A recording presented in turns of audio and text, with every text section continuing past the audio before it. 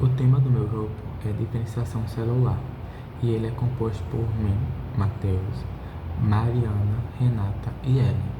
E eu vou falar o que é diferenciação celular. É o processo pelo qual as células indiferenciadas, como as células-troncos, se tornam células especializadas, com funções específicas no organismo, como neurônicos, células musculares e hepatíticas, e entre outros. De maneira geral, existem dois tipos básicos de diferenciação celular: a segregação dos determinantes celulares e a indução.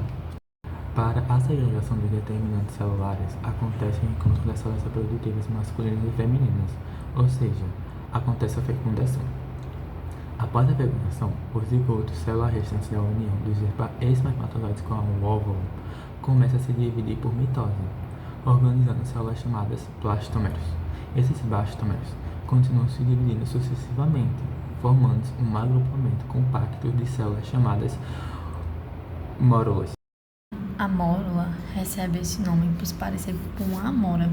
Ela é formada por cerca de 16 a 32 células potentes, ou seja, capazes de originar qualquer outro tipo celular.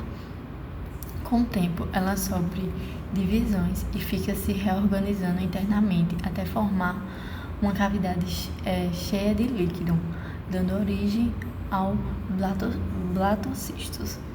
Esse estágio é fundamental no desenvolvimento do embrionário, pois marca o início da diferenciação celular. O blatocisto tem duas partes principais: o transforplasto, que vai formar a placenta e outros anexos, e o embrioplasto, que dá origem ao embrião. A partir do embrioplasto, as células começam a se diferenciar e formar todas as outras partes do corpo, como o cérebro, o músculo e o sangue, sistemas de defesas.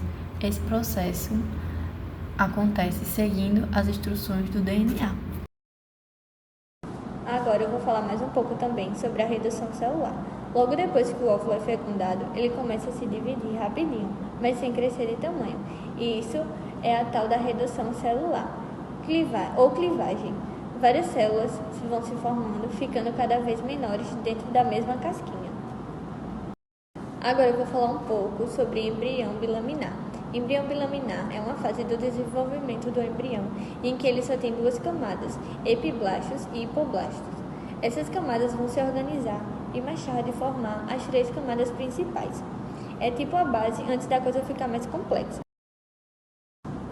Agora eu vou falar um pouco sobre a indução celular. A indução celular pode ocorrer de duas formas principais: por contato direto com proteínas presentes na membrana de uma célula que interage diretamente com as proteínas de outras células adjacentes, ou por difusão, quando o ligante se espalha no meio extracelular até alcançar a próxima célula.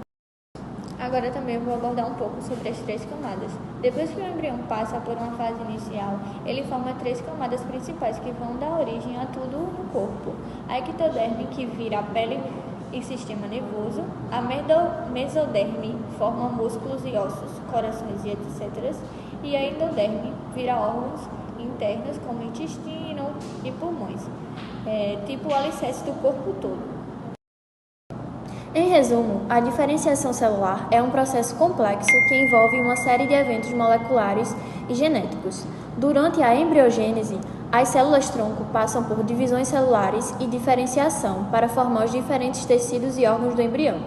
Esse processo é controlado por uma série de fatores de transcrição e sinalização celular que regulam a expressão gênica e determinam o destino das células.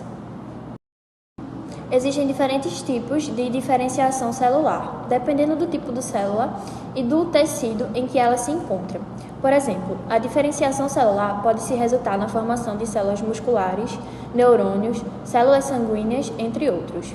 Cada tipo de célula possui características específicas, que a tornam adequada para desempenhar uma determinada função no organismo. Durante a diferenciação, as células também podem passar por mudanças na sua morfologia. como alterações no tamanho, forma e estrutura interna.